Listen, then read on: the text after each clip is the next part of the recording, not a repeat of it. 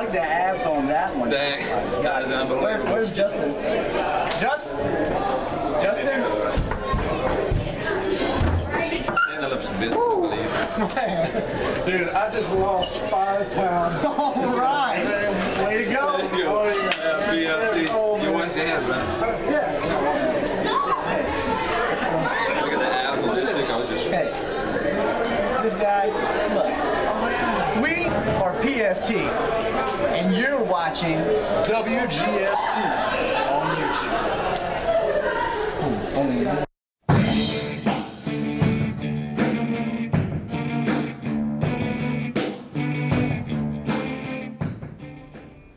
Welcome to another installment of WGS-TV right here on YouTube.com/WrestleGamer and ZFX-TV.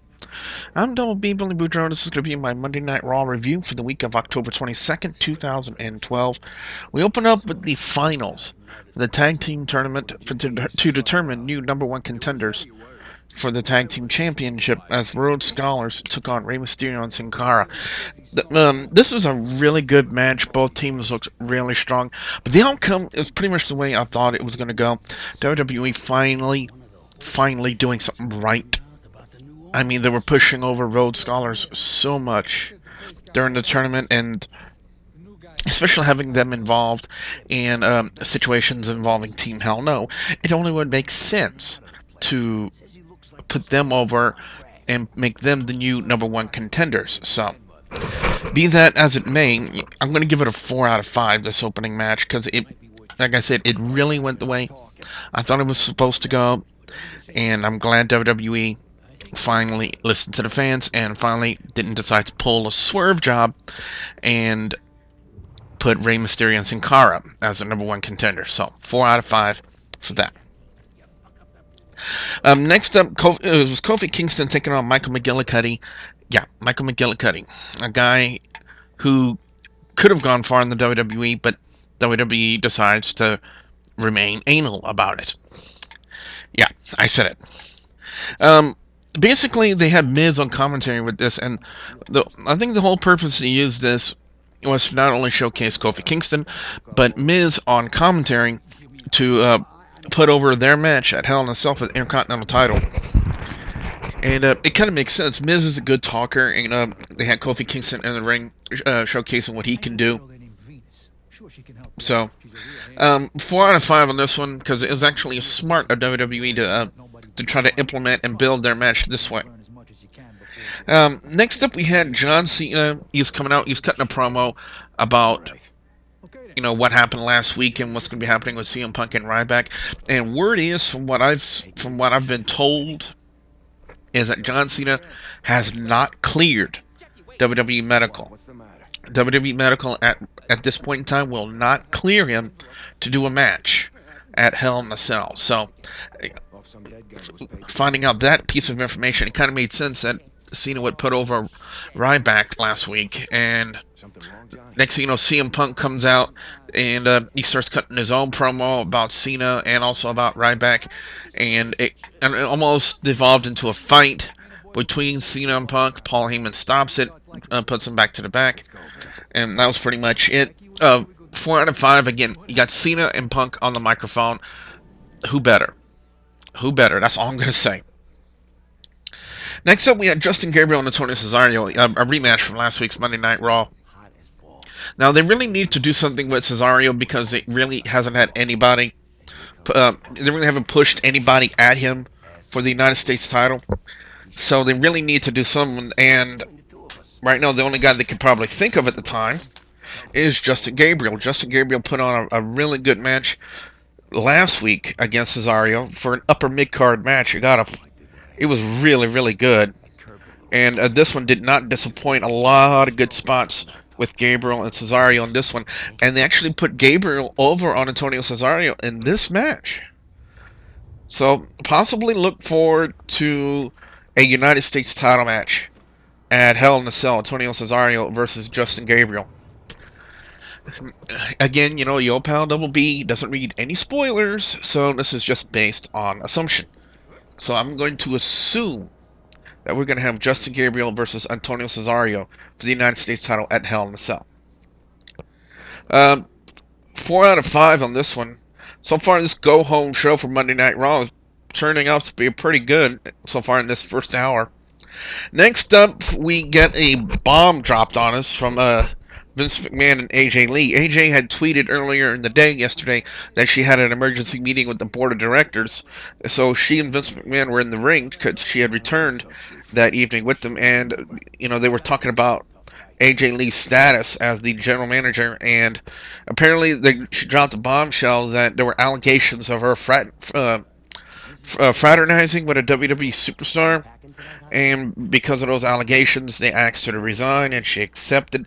So she had to step down as general manager. Paul Heyman comes out and starts trying to put himself over to be the new general manager. Vince McMahon says no, but then announces that the board of directors have picked a managing supervisor, which I would like to know what the hell that means, because, well, I'll talk about it later in the night.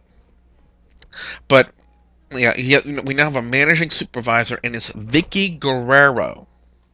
Vicky Guerrero is now, for the time being, is now in charge of Monday Night Raw.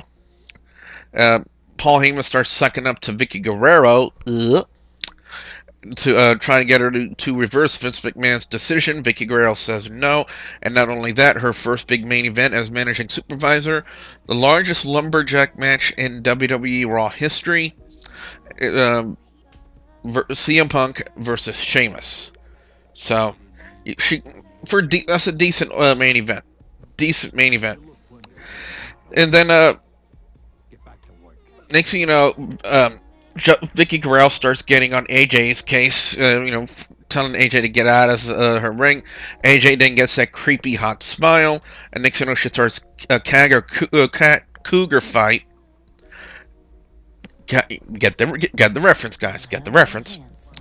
And first off, she was tearing off Vicky Guerrero's clothes, and I was like, no! I don't want to see Vicky naked.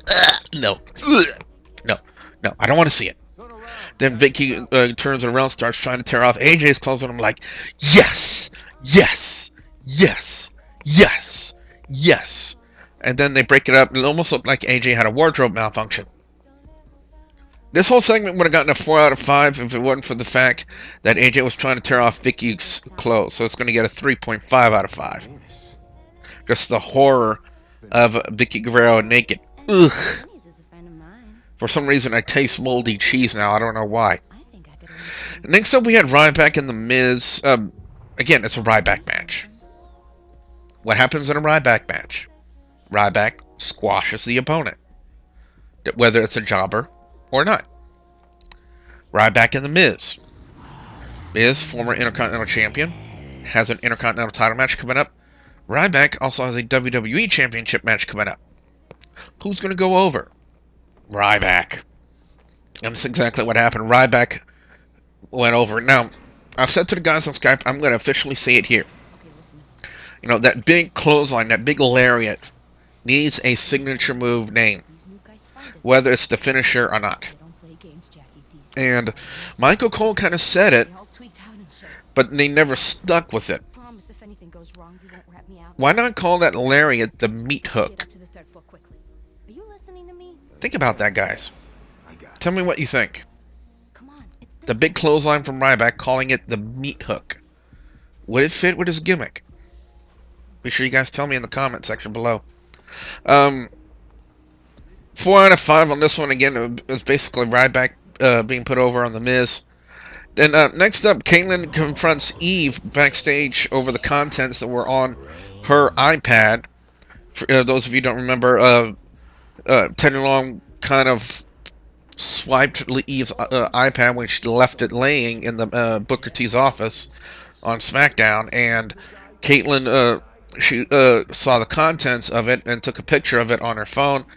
Next thing you know, Kaitlyn and Eve were fighting. I'm like, yeah, awesome. Then next thing you know, Layla comes in, tries to break it up. Eve gets a shot on her, and next thing you know, we got a 3-way going. Yeah, I said that about somehow Monday Night Raw. And my only thing is, boo, we didn't get to see anyone get food thrown on them. No beverages were thrown. Boo. I will say this. I found myself staring at Caitlin's cleavage and Layla's. I'm sorry, I just lost my train of thought here, thinking about Layla and Caitlin's cleavage. Next thing you know, we had Dolph Ziggler taking on Daniel Bryan. A very good match. Both guys look really, really strong in this one. Ziggler comes out over on Daniel Bryan, but it was still a phenomenal match. A very phenomenal match. Kane comes out during the duration of the match, and after the match is over, Ziggler gets the win. I'm going to give it a 4 out of 5. But what I don't understand is the segment following up this. Vicky Guerrero makes Matt Striker go out there, and they're going to get a game show playing a game show with Team Hell No versus Team Rhodes Scholars, the newly tagged team game. What the? Okay, who in the WWE creative thought that this was going to be a good idea? That's what I would like to know. Who in the freaking hell thought, hey, let's waste everybody's time by playing a nonsense type of a game? Instead of going to the very next match, which was Big Show and Kane, what did they do? They waste everybody's time. Okay, like, alright, we don't have a WWE Divas match scheduled. We need a segment where fans can say, screw it, P-break. And they came up with this garbage. Now, on paper, at first, it looked like it was going to be garbage. But, Daniel Bryan and Kane, I believe, made it work. You know, Kane was... You know, they're starting to develop a gimmick for Team Hell No. You know, they're starting to say, like, some nonsensical things. You know, they're trying to say, oh, is that how you really feel? Hell no! And you know what? I think it's working. I think it's working for Kane and Daniel Bryan. Now, Rhodes Scholars didn't want to participate. I don't blame him. And Matt Striker gets the hell out of there, and then turns and gets an evil-looking smile, smile saying that he really wanted to wish him good luck, but he doesn't, because apparently now he holds a grudge against Team Hell No. And then Big Show comes up right behind Matt Striker and tosses him like a sack of potatoes. Which then leads into our next match with Big Show and Kane. Two giants in the WWE going at it. These two have gone at it before. And Big Show ends up getting the win with the knockout punch, which then prompts Rhodes Scholars to come out on a 2-on-1 assault on Daniel Bryan and leaves both Kane and Daniel Bryan laying in the ring. Perfect way to set up their match for Hell in a Cell. Great, it was really well done. 4 out of 5 on this one. Then we had Alberto Del Rio taking on Zack Ryder. Why? I don't know. They couldn't have put Del Rio in a better match for the go-home show for Monday Night Raw. 3 out of 5 on this one. Because I really don't know what else to say about it. Except why. That's all I want to know. It made no sense. Then, next up, we have the Lumberjack match. About 30 WWE superstars surrounding the ring saw CM Punk take on Sheamus in a phenomenal match. But it kind of went the way I thought it was going to go. This was a combo build, in a sense. Because you have Big Show on the outside. While the referee was distracted, Big Show comes up on the ring apron, grabs Sheamus, and with a one-arm choke slams Sheamus, which causes him to lose, to CM Punk capitalized on it and now gained the win. But as soon as that was over, instead of hearing CM Punk's music, Ryback's music hits. Ryback comes out. CM Punk tries to escape, but all the face superstars that were there prevented CM Punk from leaving and ended up taking a butt whooping from Ryback. And, you know, that's pretty much how they ended the show. This was a great main event. A great main event. It was very exciting, very entertaining. 5 out of 5 on this one. My overall score on the go-home show for Monday Night Raw leading into Hell in a Cell gets a 4 out of 5. The opening match, Rhodes Scholars, Rey Mysterio and Sin Cara, kind of went the way I thought it was going to go. I love the way they were building Kofi and Miz during Kofi's match with Michael McGillicuddy. Again, I feel really bad because I believe Michael McGillicuddy is so much more talented than just to use it for a jobber spot. John Cena and CM Punk cut a great promo. Justin Gabriel, Justin Gabriel's kind of like Malcolm McGillicuddy. He's loaded with talent, but he's just not been given the right opportunity to showcase his talent. And, you know, he may have that opportunity now with Antonio Cesaro at Hell in a Cell. Vicky Guerrero, now the managing supervisor. Yeah, stay in that role. Just don't catfight with people, and please don't let people rip off your clothes, Vicky Guerrero. Please, for the love of God, just don't do it. Ryback and The Miz, it's a Ryback match. Layla, let me just say this. Let me just say this right now. You know, I know some people would say it wouldn't make any sense, but, you know, again, this is based on assumption only, but we could be looking at Hell in a Cell at a triple threat match for the Divas title. Layla, Caitlyn, and Eve. Again, it's just based on assumption with the way they're playing it. Dolph Ziggler taking on Daniel Bryan was a phenomenal match. Again, the show-off looked really good in that one. But the newly tagged team game with Matt Striker, Team Hell No, and Road Scholars made absolutely no sense. But Kane and Daniel Bryan, again, the gimmick they're trying to give these guys, and they're making it work. They're making it work. They even cut a promo at the end of Road Scholars' Rey Mysterio and Sin Cara match, and they made that work. So, Team Hell No is really starting to become a gimmick that's really working for them. You know, it's just not a team name. They're turning it into an actual gimmick for Kane and Daniel Bryan. Big Show and Kane was good, and, you know, at the ending, you know, what better way to put over the Road Scholars Team Hell No match? Well, having them Team Hell No get beat down by Road Scholars. Bruno Del Rio and Zack Ryder, I really didn't see the point of it. But the main event, CM Punk and Sheamus, really sealed the show. And what really sealed the show, again, the combo build, Big Show choke-slamming Sheamus.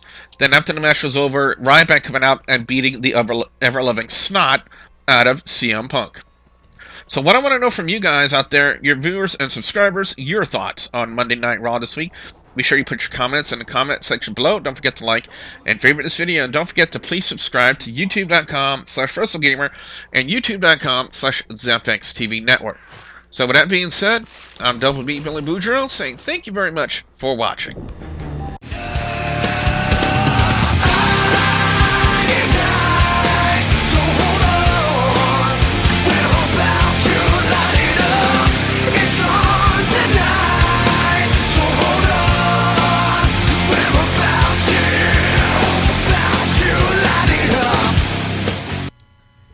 Hi, I'm Chris Master 1, and you've been watching WGS-TV on YouTube. Be sure and check out the Friday Night Renegade show every Friday from 10 to midnight Eastern, only on GCSUradio.com. And remember, keep on rocking, folks. Oh, check out my YouTube channel as well, youtube.com/ChrisMaster1. We'll see you on the next episode of WGS-TV.